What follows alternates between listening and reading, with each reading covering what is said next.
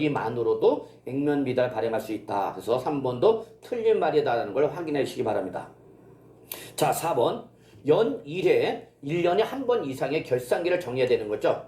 자, 그래서 4번 연 1회의 결산기를 정한 주권상장법인은 정관으로 정하는 바에 따라서 사업연도 중 그 사업연도 개시로부터 3개월, 6개월, 9월 말일까지, 그래서 이거 분기를 말한다 보시면 알겠죠, 여러분. 3개월, 6개월, 9개월 분기. 이 당시 이 주주에게 이사의 결의만으로도 금전에 따른 이배당, 즉 분기 배당을 할 수 있다. 요거는 바로 맞는 말이 되겠습니다. 그래서 4번이 주권상장법인의 특례 규정으로서 자본시장법에서 설명하는 내용을 옳게 표현하고 있기 때문에 4번이 정답이라는 걸 확인해 두시기 바라겠습니다. 자, 요 정도 마무리하고요. 다음 문제 좀 풀어보겠습니다. 자, 다음 문제는 152번이 되겠습니다. 152번. 자, 요거는 장외 거래네요. 자, 장외 거래 등에 관한 설명서 틀린 거 물어봤죠, 여러분? 자, 요거는 별표 2개 정도 좀 표시해 두시고요. 그래서 거래소에서 매매가 이루어지는 것이 아니라 거래소 바깥에서 거래가 이루어지는 걸 바로 뭐라 하죠, 여러분? 장외 거래를 한다. 이런 장외 거래에 대한 설명서 틀린 거 물어봤다는 거죠, 여러분? 자, 확인해 보겠습니다. 자, 1번. 금융투자협회를 통한 주권의 매매나 채권 중개 전문 예술을 통한 채무증권의 매매일 때를 이것을 제외한, 그래서 협회를 통한 주권의 장외 매매라든지 채권 중개 전문 예술을 통한 채무증권 매매를 제외한 일반적 장외 거래는 공개 경쟁 매매하는 방법으로 해야 된다. 아닙니다. 금융투자협회를 통한 주권의 매매나 채권 중개 전문에서 통한 채무증권의 매매일 때는 공개 경쟁 매매가 되겠지만, 이거를 제외한 일반적 장외 거래일 때는 매도자, 매수자, 당사자 간의 거래 행각을 합니다. 그래서 공개 경쟁 매매가 아니라 상대 매매가 되기 때문에 1번은 틀린 말로서 본 문제의 정답이 되는 것을 여러분 좀 확인해 주시기 바랍니다. 그래서 결론. 금융투자협회를 통한 바로 주권의 매매, 이걸 우리 뭐라 했죠, 여러분? KOTC라고 되어 있죠, 여러분?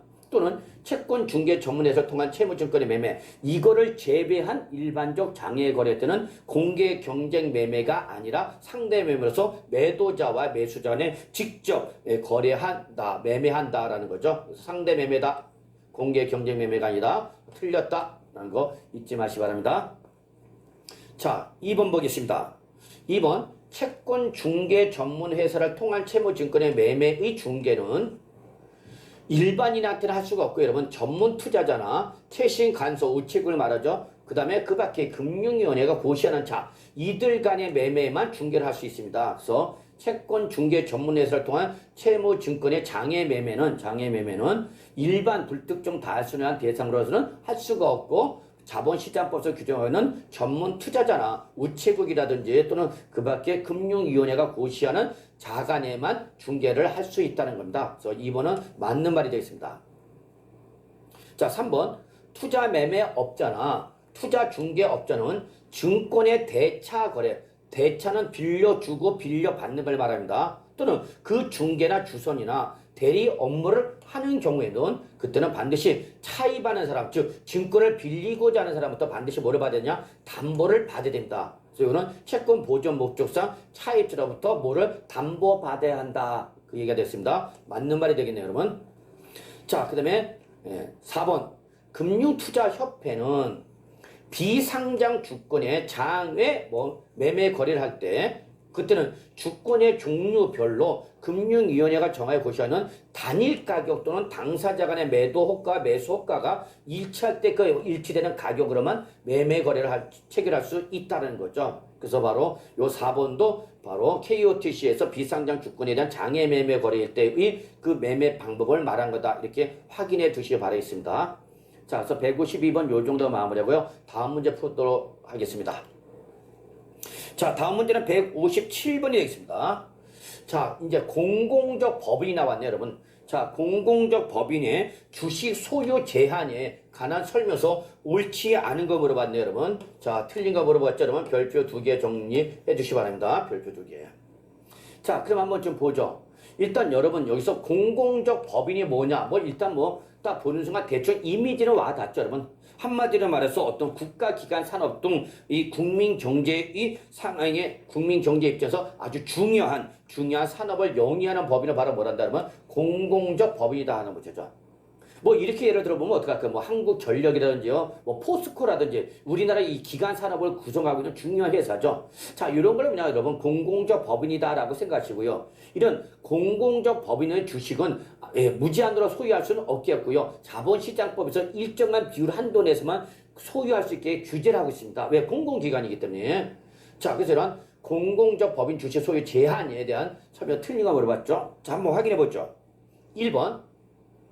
이 공공적 법인이 상장할 당시에 그 발행한 주식 총수의 10% 이상을 이미 소유한 주주라면 그 소유 비율을 그 이후에 초과하여 소유할 수는 없다는 얘기입니다. 예를 들어서 이렇게 합시다. 자, 한국전력이 한전이 상장한다. 이때 한국전력이 상장할 때에 예를 들어서 이때에 내가 이 특정한 주주가 15%를 갖고 있었다는 얘기입니다. 15%. 그러면 그 이후에 상장한 이후에는 당초 이 상장할 때 지분율 15%, 즉 10% 이상을 추가해서 소유할 수는 있다 없다? 없다 그 얘기죠, 여러분. 그래서 1번 좀 봐주시기 바라겠습니다. 그래서 그 공공적 법인이 상장할 당시에 10% 이상을 소유한 주주는 그 이후에 당초 상장할 당시 지분율보다 더 초과하여 소유할 수는 있다 없다? 없다. 10% 이상 체킹해 두시기 바라겠습니다. 자, 그 다음에 이런 1번 이외의 주주를 말하는 거죠. 그러니까 일반 주주를 말하는 거죠. 이때는 발행 주식 총수의 10% 이내에서 정관이 정하는 비율을 초과하여 소유할 수 없다고 그랬는데 여러분, 자, 결론부터 말하면 여러분 2번이 틀렸어요. 왜 틀렸냐면 1번을 제외한, 즉 그 공공적 법인이 발행 그 주식을 상장할 때 취득한 10% 이상을 취득한 지분 이외에 그 이외에 취득하고자 하는 주주는 발행 주식 총수의 10% 이내가 아니라 3% 이내가 됩니다. 3% 이내. 그래서 3% 이내에서 정관에서 정하는 비율을 초과하여 소유할 수는 없다. 그 얘기죠, 여러분. 그래서 최대 3% 이내의 범위 내에서 정관에서 정하는 비율을 초과할 수는 없다. 그래서 2번이 틀린 말로서 정답이다. 10% 이내가 아니라 몇 프로 이내다 그러면 3% 이내라는 걸 잊지 마시기 바랍니다. 그래서 요 1번과 2번은 공공적 법인의 주식 소유 비율, 제한 비율이다라고 정리해 주시기 바라겠습니다. 자, 3번.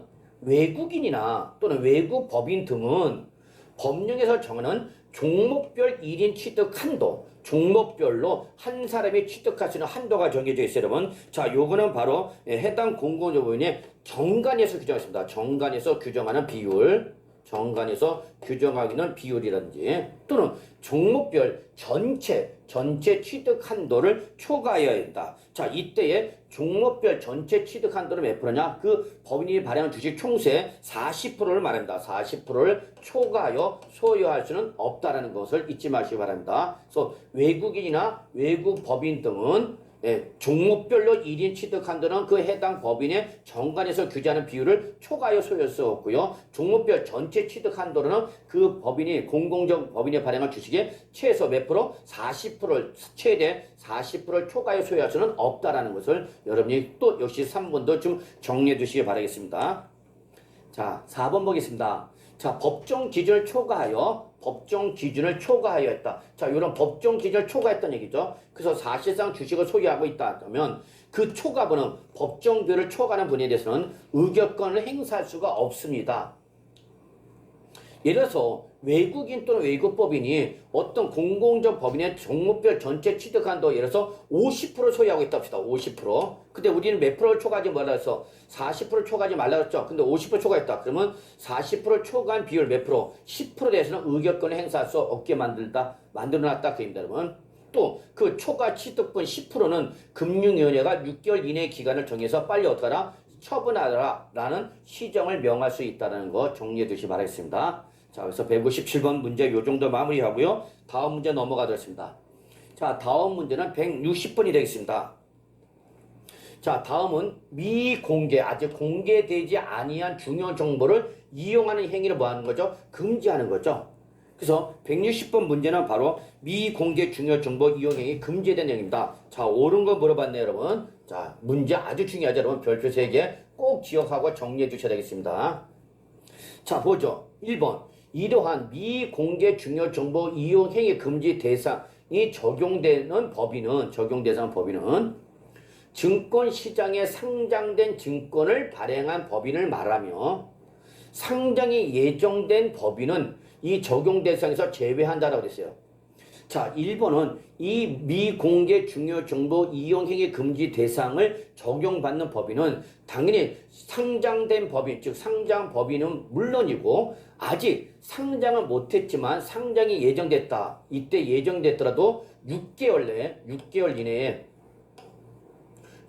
이내에 상장이 예정된 법인들은 이때는 이 적용 대상에 포함합니다. 예, 그래서 결론 1번은 틀린 말이다 하는 걸 여러분이 확인해 주시기 바랍니다. 그래서 적용 대상 법인은 지금 현재 증권시장에서 상장된 법인이 발행한 주권은 물론이고 앞으로 6개월 이내에 상장 예정인 법인의 주식 등에 대해도 적용 대상에 포함한다 라는 거 봐주시기 바랍니다. 2번. 이러한 미공개 중요 정보 이용행위 금지 대상이 적용이 되는 증권은 여기는 법인, 여기는 증권이죠. 이때는 상장 법인이 발행한 증권은 물론이고 전환사채라든지 또는 신규 인수권부사채든지 또는 이익참가부사채든지 또는 교환사채 이외의 채무증권을 포함한다라고 했어요, 여러분. 아니다. 여기서 요거는 제외된다. 포함이 아니라 뭐다? 제외입니다. 제외. 그래서 결론은 적용 대상 증권은요, 한마디로 봐서 상장 법인이 발행한 증권은 적용 대상이고요. 전환사채라든지 신종 인수권부사채, 이익상가부사채, 그 다음에 교환사채, 이거는 적용 대상이지만 이거를 제외한 채무증권은 포함 대상이 아니라 무슨 대상이다? 제외 대상이다라는 거죠, 여러분. 그래서 2번도 틀린 말이라는 걸 확인하실 수 있겠습니다. 자, 3번. 미공개 중요 정보의 2차 수령자 또는 3차 수령자의 이용행위나 또는 목적성 없이 시세에 영향을 주는 행위 등과 같은 시장 질서 교란 행위를 금지한다. 자, 그래서 3번은 맞는 말이 되겠습니다. 그래서 이 미공개 중요 정보를 최초로 받은 사람 위에다 그 사람부터 또 받은 사람이 있자. 그 사람부터 또 받은 사람, 3차 수령자. 이러한 이용행위도 적용이 되는 거고요, 여러분. 또 목적성 없이 시세에 영향을 주는 이런 행위도 뭐로 본다, 여러분? 시장 질서 교란 행위로 보고 이것도 금지사항이라는 걸 잊지 마시기 바랍니다. 또 3번은 맞는 말이네요. 따라서 본 문제 정답이 된다는 걸 확인해야겠고요. 자, 4번. 규제 대상이 되는 행위는 미공개 중요 정보를 이용한 매매, 거래 자체를 금지하는 것이라는데, 자, 여기서 틀렸어요, 여러분. 매매, 거래 자체를 금지하는 것이 아니라 미공개 중요 정보를 이용하는 행위를 규제하는 것이지 매매, 거래 자체를 금지하는 것은 아니다라는 걸 주의하시기 바라겠습니다. 자, 그래서 160번은 답이 3번이라는 걸 확인하셔야 되겠고요. 자, 다음 문제 풀어보도록 하겠습니다. 자, 다음 문제는 162번이 되겠습니다. 자, 다음에 어느 하나에 해당하는 방법으로 정보를 공개하고 해당 기간이나 시간이 지나는 것은 미공개 중요 정보 이용행위에 해당이 하지 않는다. 틀린 것은, 즉, 요 문제는 미공개된 것, 즉 어느 시점부터 공개된 걸로 보겠냐 입니다. 그래서 이 일정한 시간이나 기한이 지나기 전까지는 미공개가 되는 거고 그 기한이나 해당 기간이나 시간에 뭐하면 경과하면 이때는 뭐로 공개된 거로 보는 걸 말한다 했죠. 자, 요거 뭐 한 거죠, 여러분? 틀린 거 물어봤네요, 여러분. 틀린 거. 자, 역시 요 문제 매우 중요한 부분이죠, 여러분. 자, 별표 3개. 자, 그럼 한번 보겠습니다. 1번. 금융위원회 또는 거래소에 이미 신고가 되었답니다. 금융위원회나 또는 거래소에 신고가 되어 있거나 또는 보고가 된 서류에 이미 기재가 되어 있는 정보다. 그럽니다.